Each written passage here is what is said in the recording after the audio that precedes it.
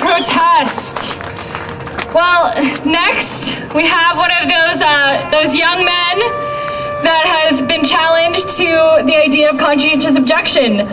We're going to take a little break from King's speech and do some writings from some other people.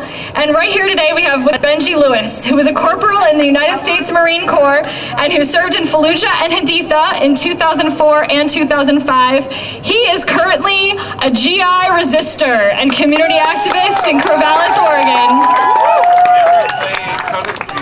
Okay, I can do that at the end. That'd be great. And we have to tell everybody now that the Marine Corps has notified Benji that he's expected to return to active duty in May, but that he intends to refuse. So we're gonna have, thank you so much, Benji. So he's got a really tough road ahead of him. We're gonna do some events here in Portland. There are gonna be some events in Corvallis. We need all of the people of Portland who care about peace to stand behind Benji. We're gonna have a lot of stuff to do in the months ahead, so keep your eye on that mailing list. We're gonna have a lot of stuff to do to stand behind Benji and make sure that we support his decision to resist this illegal occupation. Thank you. Go ahead, Benji. All right, we're taking a break from King, but we're not done till King's done, so stick around, and may his words not die in any of us. I'm going to read two poems today that I've written. They're both about war, right? One's a profit motivator, and one is poverty. So this first poem is, Who Stole the Cookie from the Cookie Jar? The implication. If I had $5 for every 10, well, I guess I would have only half my life to live. This decision was not made for me. I am not the one who benefits. I know somewhere someone is. Maybe right now they're having dessert in their fat palatial estate. Maybe for dessert they're having to cook me that is of the oatmeal raisin variety. Maybe that cookie is so buttery rich and delicious that they wouldn't even think of sharing the crumbs. Sometimes at work I get cookies. They are yesterday's and not sellable. And this next poem is about poverty. It's called Relative Minor. It is the ignorance that bleeds us, blinds and conceives us. Nothing more than that. Suspicious hatred and anger and malice have only homes in the lax minds that drive our economy. Well, what about this social introspection, this please go work for your bread repression, or the bum who leaves me notes thanking me for my cigarette butts? He said that. I know you think I'm gross for smoking these cigarette butts, but I thank you, that's me in these hard times. He did not use punctuation. As I read this note, 400 cars were around downtown Corvallis. I left him a fresh grit, which he has not yet found, and I went back into my studio palace. He wrote a smile face in as a signature, and then I went back into my furniture. I could not smile for him back. I thought, what about this is really important for people, but I could not get over my age-old question. Does anybody know? Was that whole Vietnam thing ever settled?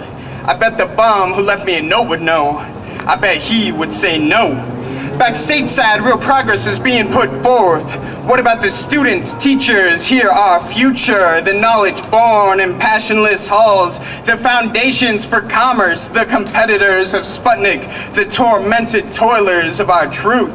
These institutions are backwards, yeah, the learning falls far from the hands of the learners, while the captors are cruxed, shackled and shackling. My cauldron used to ask, why not take fast to the gate of a stallion racing across the desert?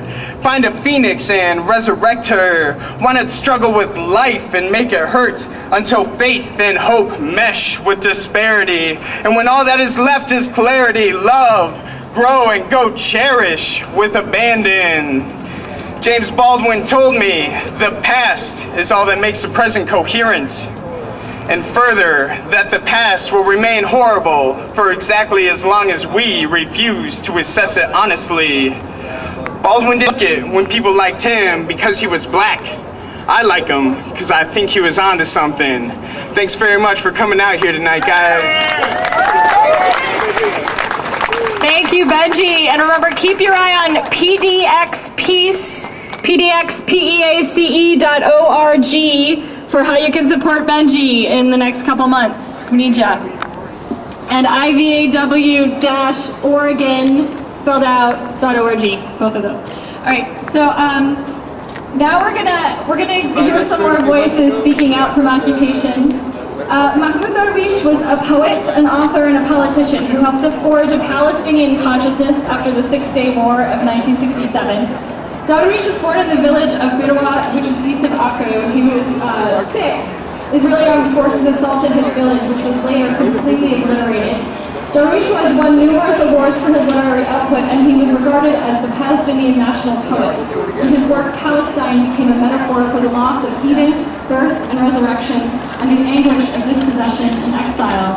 And we have someone here, Wael Al-Said, who's a Palestinian American, and who recently founded the group called Students United for Palestinian Equal Rights, or SUPER. And he's going to read one of Mahmoud Darwish's poems for us.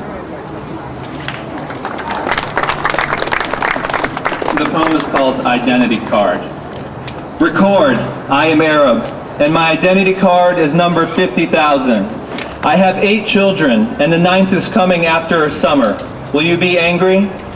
Record, I am Arab, employed with fellow workers at a quarry. I have 8 children. I get them bread, garments, and books from the rocks. I do not supplicate charity at your doors, nor do I belittle myself at the footsteps of your chamber. So will you be angry? Record, I am an Arab. I have a name without a title. Patient in a country where people are enraged. Roots were entrenched before the birth of time and before the opening of the eras. Before the pines and the olive trees and before the grass grew. My father descended from the family of the plow, not from a privileged class, and my grandfather was a farmer, neither well-bred nor well-born. Teaches me the pride of the sun before teaching me how to read. And my house is like a watchman's hut, made of branches and cane. Are you satisfied with my status? I have a name without a title. Record, I am an Arab. You have stolen the orchards of my ancestors and the land which I cultivated, along with my children, and you have left nothing for us, except for these rocks. So will the state take them, as it has been said? Therefore, record on the top of the first page, I do not hate people, nor do I encroach, but if I become hungry, the usurper's flesh will be my food. Beware, beware of my hunger and my anger. Yeah! Thank you, Wael.